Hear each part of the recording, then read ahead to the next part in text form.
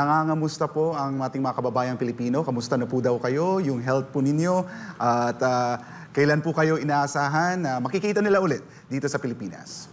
Miss ka daw nila, Well, attorney. okay naman po ako, no? At maraming salamat sa mga nangangamusta. Hindi na po ako po pwedeng ipa-deport ng Marcos Jr. administration dahil ako nga po ay naghain na ng aking application for asylum at hanggang walang desisyon yan, walang galawan. No? Yan po ang karapatan na non-refuma. At ako naman po ay bagamat mas konti na ngayon ang exercise, dahil lakad ng lakad sa Europe, no? Sapat naman po exercise pa rin natin. At dahil ako po ngayon ay asylum seeker, meron na akong temporary residence, so libre na ang gamot ko at libre na ang paggamot ko. Yan po yung batas na ginaya ko nung ako po ay nagkain nga at nagsulong ng universal healthcare, no? Dahil natikman ko rin ng universal healthcare nung nag-aaral ako sa England.